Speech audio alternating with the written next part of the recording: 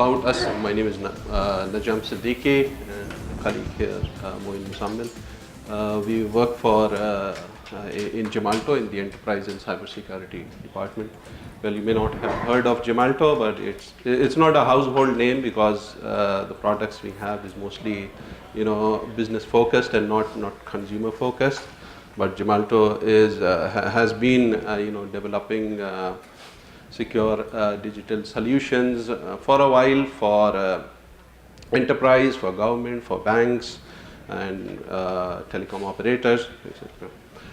We are currently involved. The projects that we are involved in is we have Gemalto's Safeness Trusted Access, which is an identity and access management solution with a wide variety of strong authentication methods, and also we are involved in Gemalto's data protection on demand, which is a data protection solution on the cloud.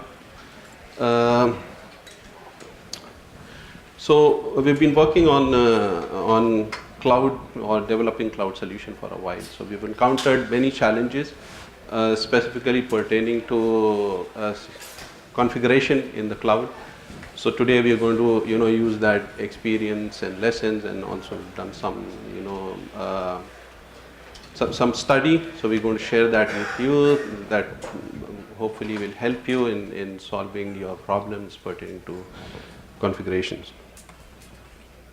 So quickly on the agenda, so we'll go over the overview of secrets in the cloud and the types of configuration secrets and traditional ways for configuring secrets, and what is desired of a secret management solution.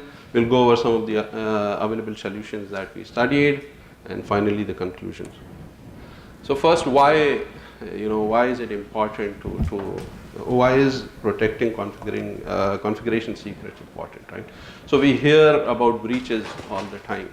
So as enterprises, we understand there's a strong focus on protecting business sensitive data, right? So we have, we make an effort to encrypt SSN, credit card numbers, or any other data which is business sensitive. Most of the time, the security of configuration secrets is usually assumed, right? For historical reasons, because they are in a data somewhere, a data center somewhere, where it's on a very trusted environment. Even though typically configurations are clear in the config file, sometimes due to the limitations of the tools that we are using, it forces us to have that configuration secret in clear.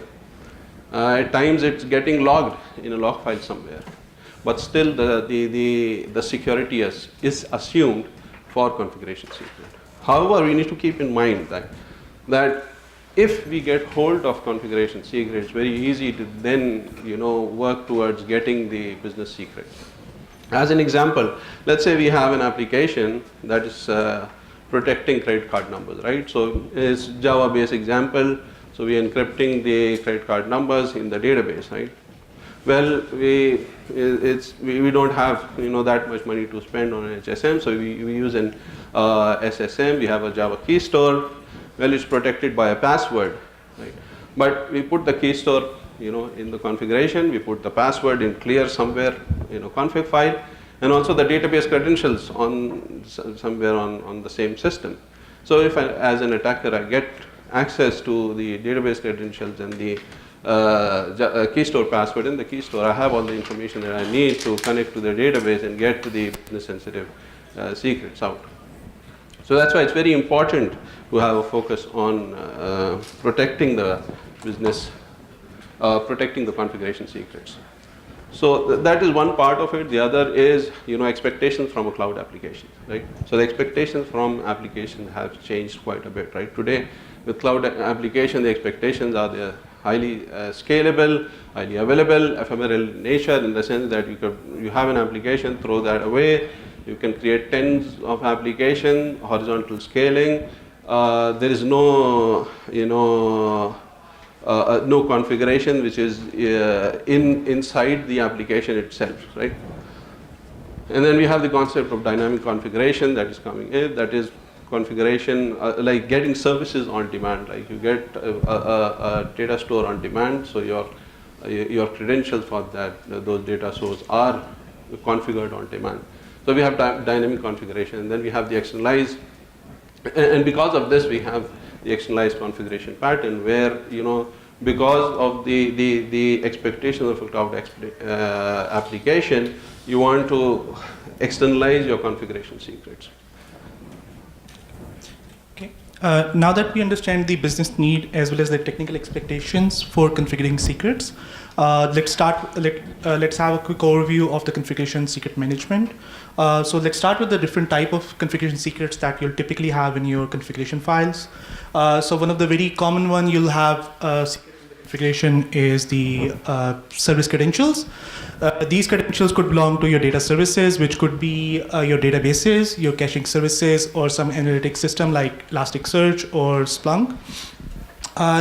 Those credentials could even belong to some internal components or services, or they could belong to some external services like your SMSEs, your billing system, or your cloud services. You can also have some private keys or secret keys in your configuration. One of the typical one is the TLS server keys, which are used to basically expose your application on the HTTPS. Depending on if you are using the client mutual auth, you could also have the TLS keys for the clients over there also. You could also be using the SSH keys or VPN keys to the other data centers, or you could be using some encryption keys to encrypt some of the pieces in your, some of the sensitive information in your application. Or you could be using some key stores to basically store any of the keys mentioned above. Another common type of configuration that you typically see nowadays, especially with the popularity of API Connect or the different API mechanisms, is the API tokens or the keys. So that's another, that's kind of related to the service credentials, but since it's getting a lot popular nowadays, so we end up putting that as a separate item.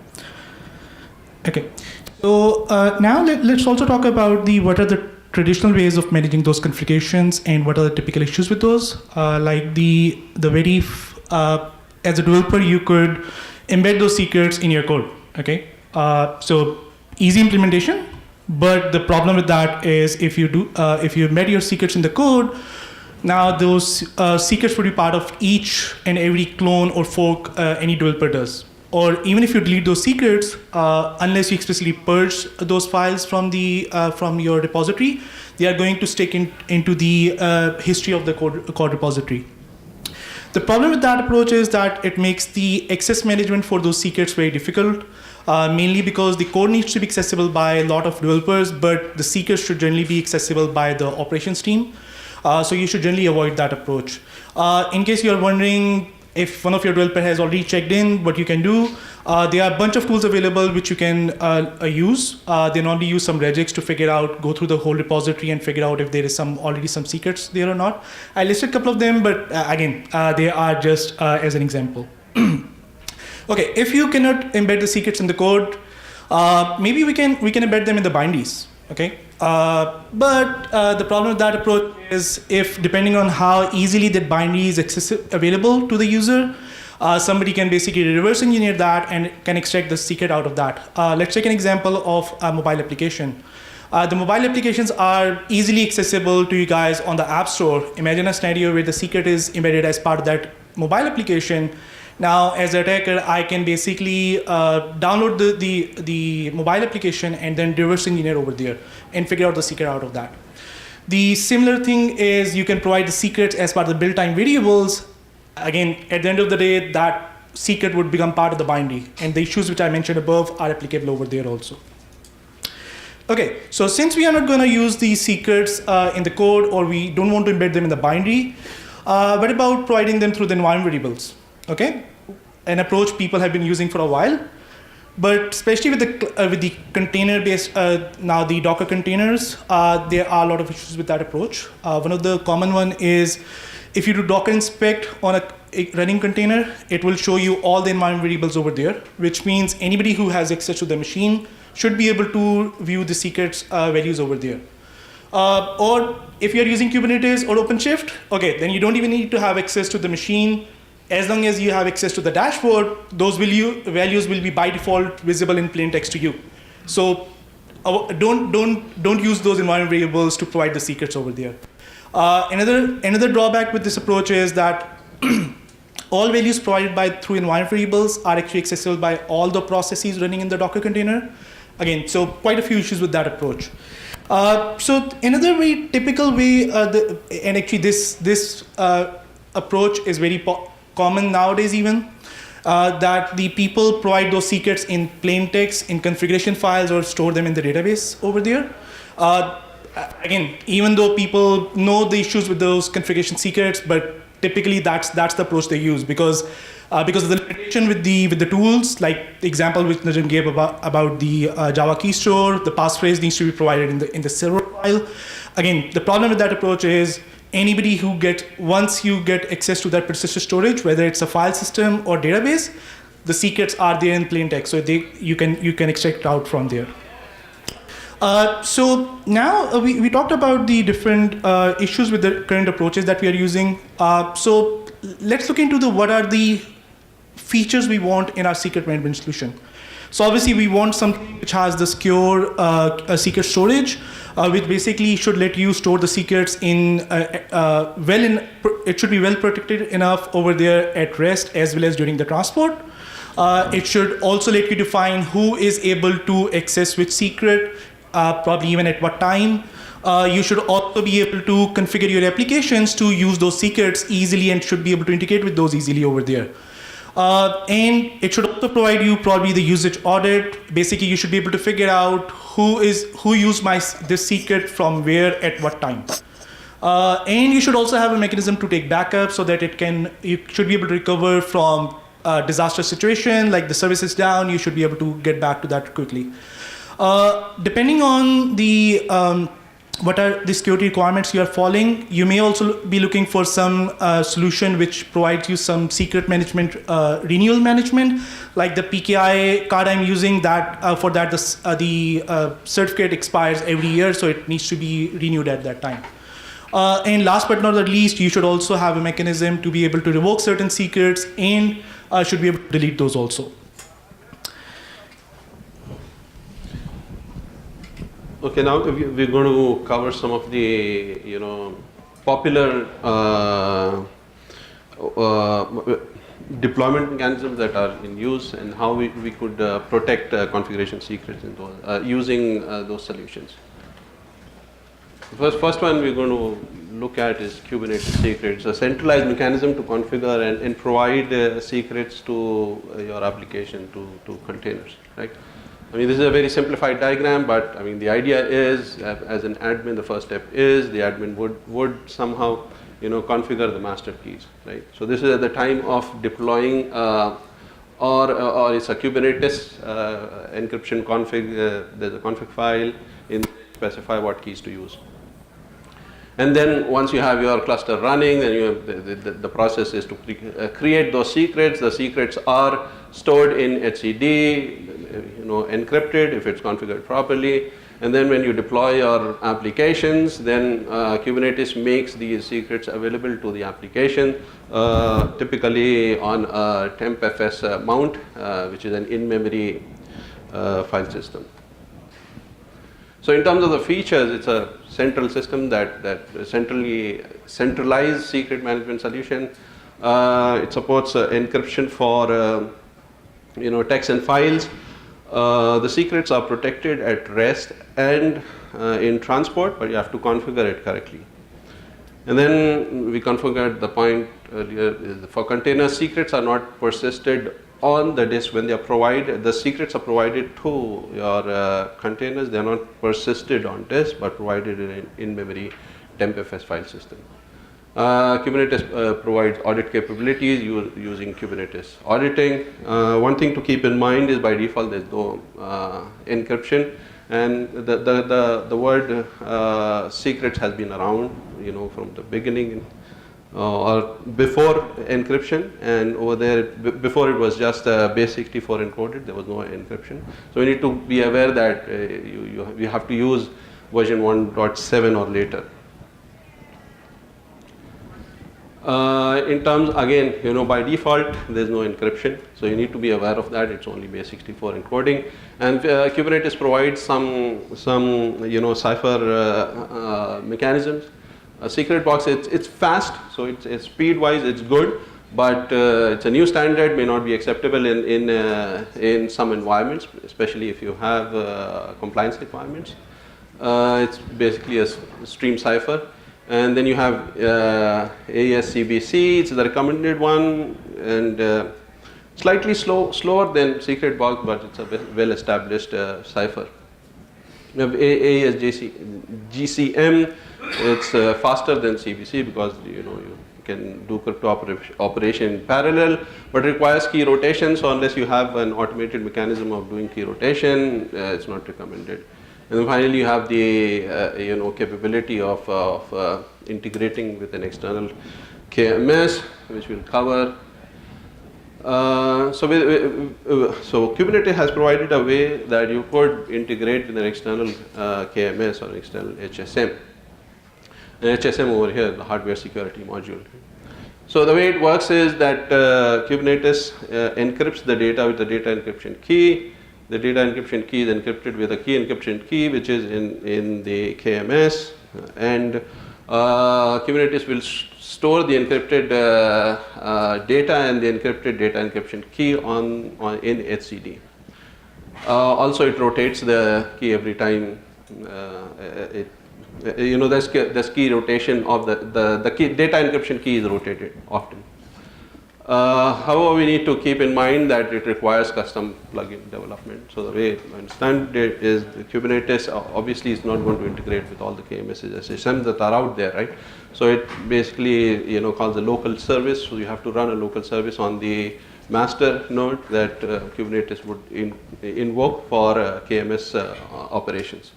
So Gemalto provides an HSM on demand as a KMS provider, which could be used as an external HSM. So in terms of the recommendations, don't use the default no encryption, right? Don't get fooled by secrets, just the word secrets, right? Use external KMS, because if we use the other providers, the master key is still in clear on the master node, right? So it's again the problem. Yes, if you could get hold of that key, then all your secrets are. You could get access to all the other secrets.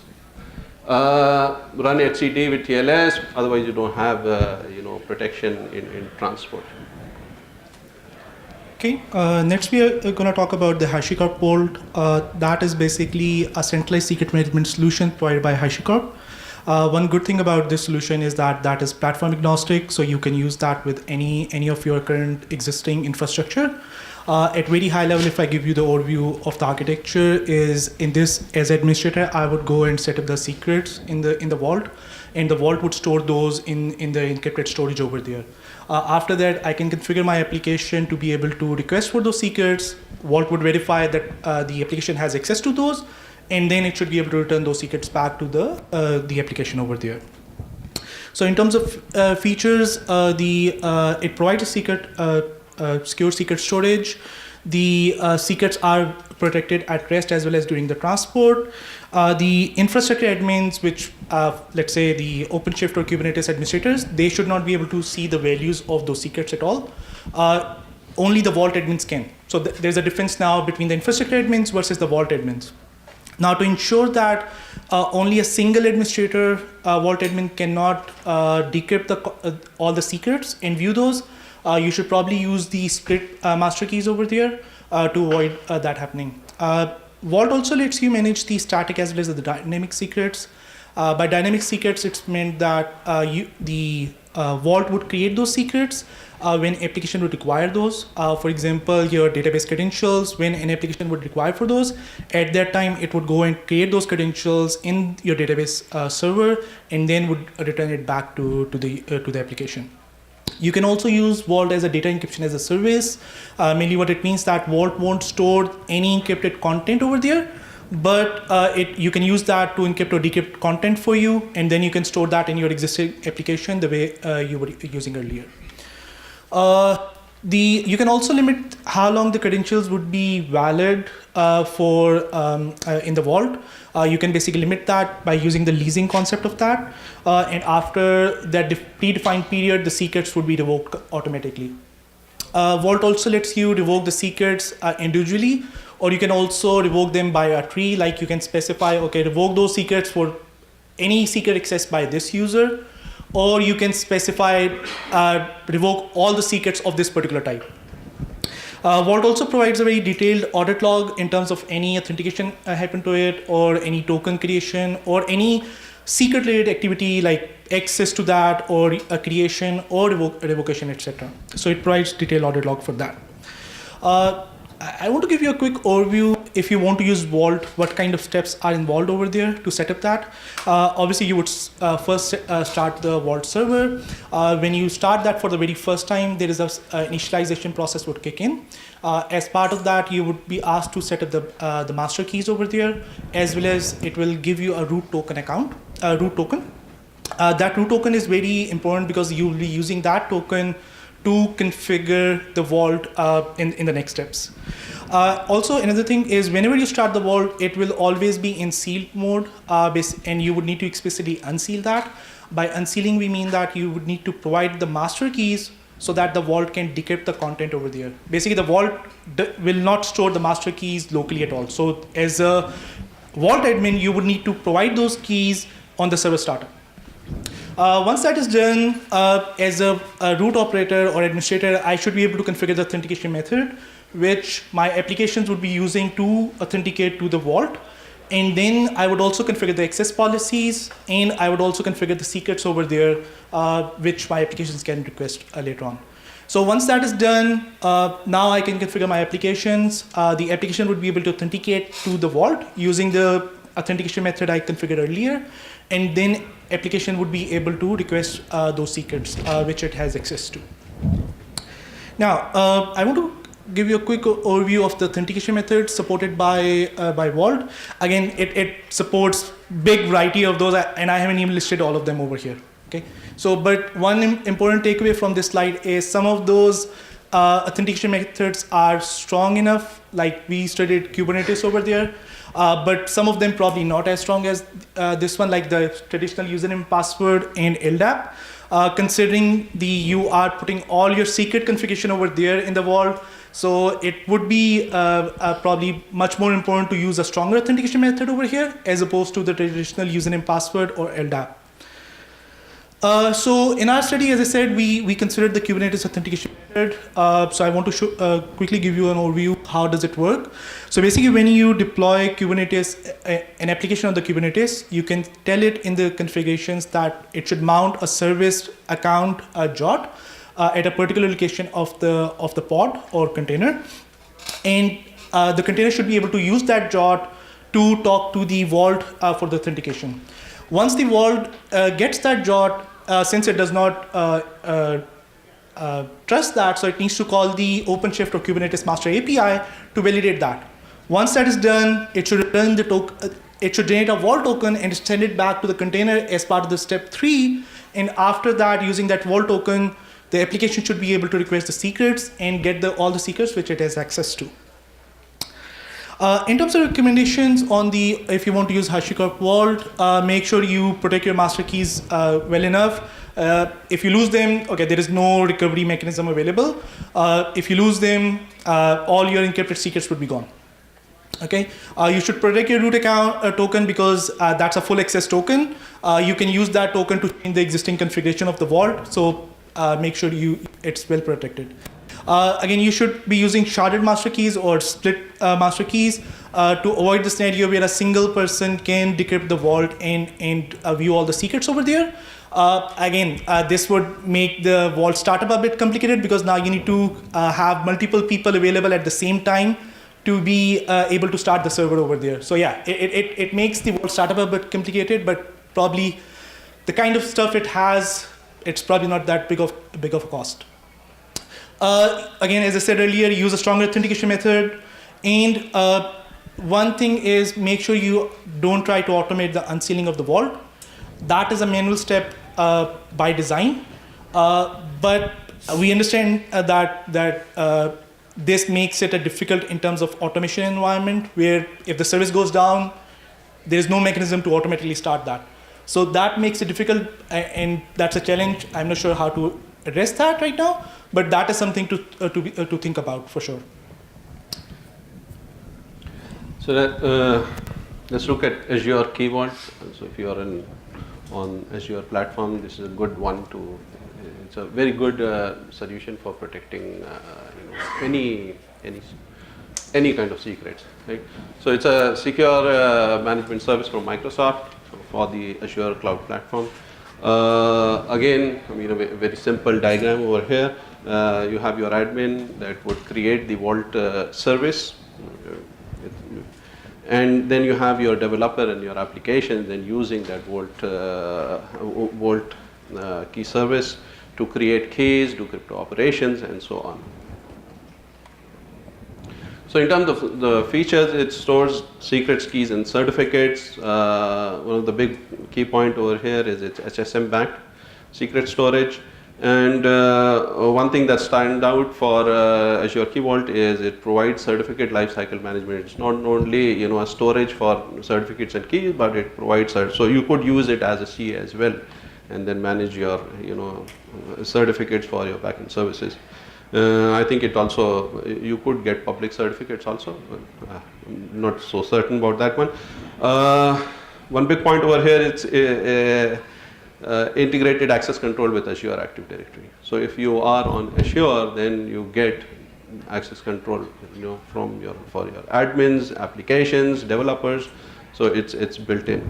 Also, it has built-in integration with a lot of Azure resources. SQL Server for one, right? So you could configure a SQL Server to use Azure Key Vault and then encrypt encrypt the database, and it's inbuilt. Supports both server-side and client-side encryption. Server-side, what I just mentioned with SQL Server, and it could be used as an encryption as a service, where you in your application you call Azure Key Vault to encrypt your data and then store that encrypted content in a data store. It provides audit and monitoring capabilities. Suppose bring your own key. What Microsoft claims is if you bring your own key, and Microsoft within Azure Key Vault, they only do crypto operations. There's no way for anyone to view those keys. So your keys are protected and provides a high SLA. Microsoft claims that the high SLA obviously, and also typically if you look when you use HSM, there's a performance impact. Microsoft claims because they are worldwide and they have well distributed HSM, so that reduces that performance impact. They have two types of keys. One is the RSA key, Vault key. That's basically just like the way it was in Kubernetes, where your the crypto operations using RSA key Vault is executed in software, right? And then what you do is that key itself is encrypted with a key which is in HSM. So use the HSM to protect your keying material. And then the other one is the HSM itself, where the key is in HSM, but all the crypto operations are happening within the HSM protected boundary. In terms of access control, I covered already. It's well integrated with Azure AD. They have, for managing Vault, they have a management plane API. So it's basically used to create the Vault service itself and Vault access policies. Use Azure AD for authentication, role-based access for authorization. And then we have the data plane API, which is a different set of APIs that your applications will call to create keys. For crypto operations, it uses Azure AD for authentication again, and also for the data plane API, it doesn't use the role-based access, but the Vault access policies for authorization. That was created using the management API. Yeah. Can we? Yeah. Yeah. Okay. Okay. Let's talk. Okay. Okay. Let's talk about the AWS Secret Manager. And this is the secret management solution provided by the AWS platform. Again, like the ones we discussed earlier, again, it's a centralized secret management solution. The way it typically works is that as administrator, let's say you go and create a new set of credentials in your RDS. After that, you would go and configure that in the AWS Secret Manager. You would also specify the access policy over there saying, okay, who can access that? Like I can specify this secret is accessible by my custom app. After that, the my custom app would try to authenticate to Secret Manager. And Secret Manager once authenticates that and verifies the access policy, it should return those credentials back to the application. And then as part of point 5, it would be able to connect to the database using those credentials. Now, in terms of feature, it provides, again, secure secret storage. What it does, it uses basically the AWS KMS to encrypt or decrypt the secrets using the keys owned by the customer. So again, they also support bring your own key. What they do is for each secret, they generate a new data encryption key, which is basically encrypted by the key encryption key stored in KMS. And after that, the encrypted data encryption key plus the encrypted secret both are stored in the secret manager. So whenever it needs to decrypt that content, it would decrypt that data encryption key using using KMS, and after that, it should be able to decrypt that secret stored in the secret manager. In terms of access control, like all other services of AWS, it uses AWS IAM, Identity Access Management module, to manage the policies over there. It supports 3 types of policies. One of the very common one used is identity-based policies, which basically means that this secret is accessible by a user who either belongs to this group or who has this particular role. You can also have the resource-based policy where you can explicitly specify for this particular secret, this is accessible by this person.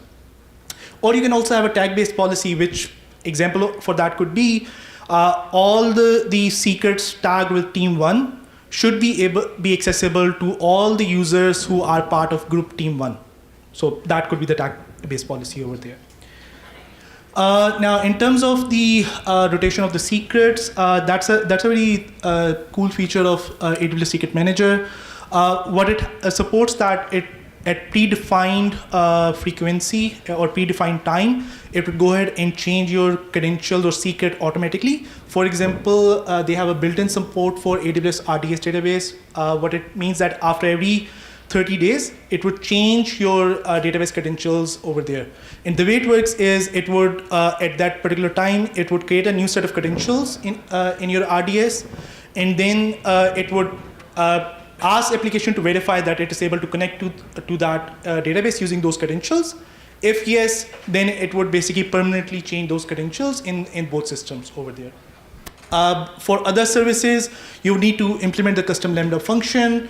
It also provides very detailed audit and monitoring of secret usage.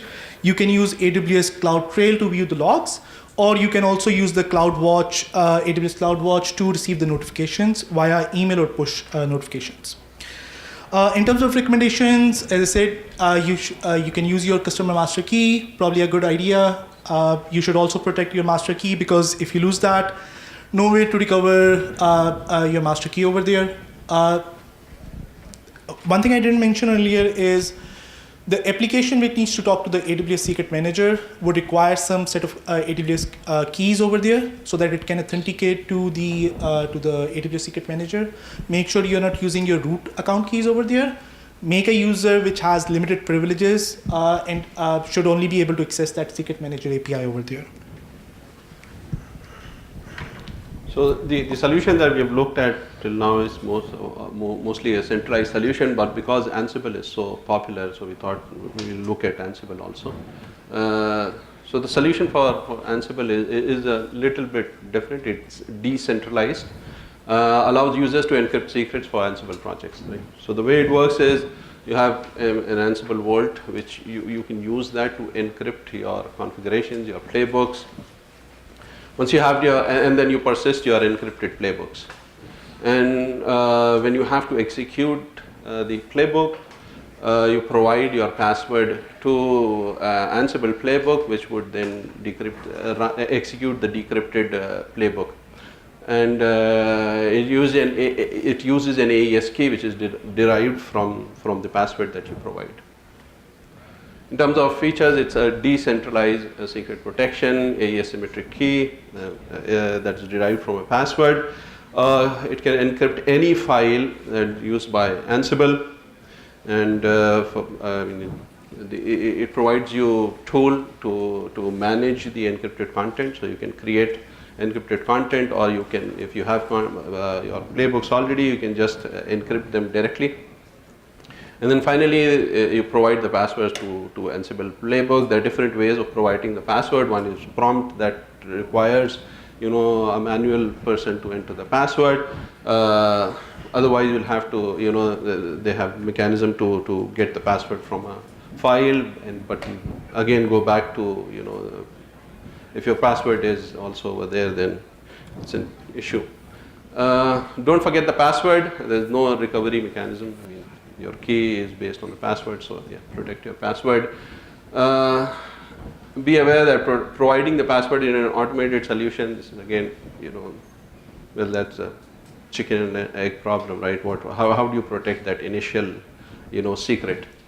No audit capabilities, limited access control, no authorization, but maybe not an issue because it's very, very specific to Ansible, right? So you're trying to protect your Ansible projects and trying to protect secrets, if you have secrets within those playbooks. So in terms of the conclusion, we started with a business need, so it's important to understand that it is important. It is as important to protect your configuration data as to protect your business sensitive data. Where possible, we should try to use a central secret management system. You'd be mindful of some of the security features, or rather, when we are using it, try to use it in a secure manner. Right, there are pitfalls that are there if because of misconfiguration. So yeah, use a strong authentication, limit access to need bases, rotate keys and secrets, audit and monitoring. So there's no one solution that fits all. Right, it depends on your needs. And also the platform that your applications are deployed on. We just listed some of the, the highlights of all these. It's not a comparison. So, you could make a choice based on the platform that your applications are deployed on, or you may want a platform agnostic solution.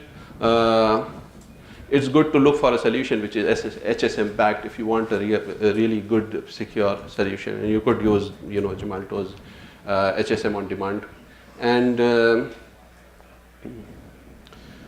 and if you want to limit, if you want to have rotation, limit the lifetime that the passwords are available, then look for a solution that had secret rotation.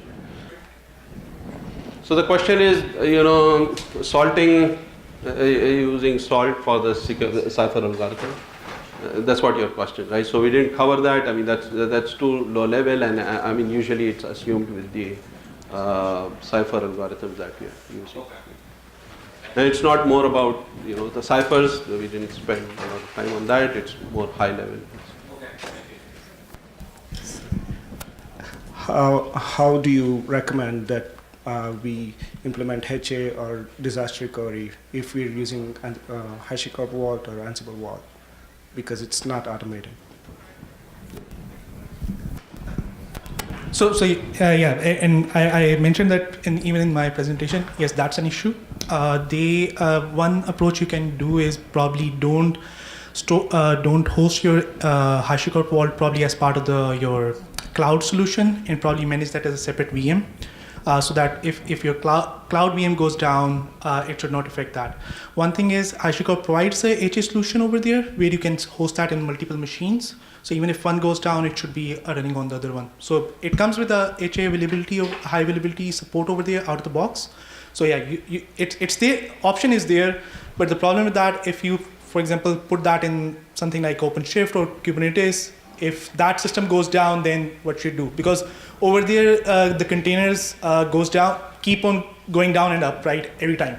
So that's why we were saying that, okay, you probably don't want to put that on the cloud solution over there, and maybe put that on some separate VM so that that is more controlled by you, and then you can host that on multiple machines so that you can take care of that easily. Did I answer your question? Yes. Any other question?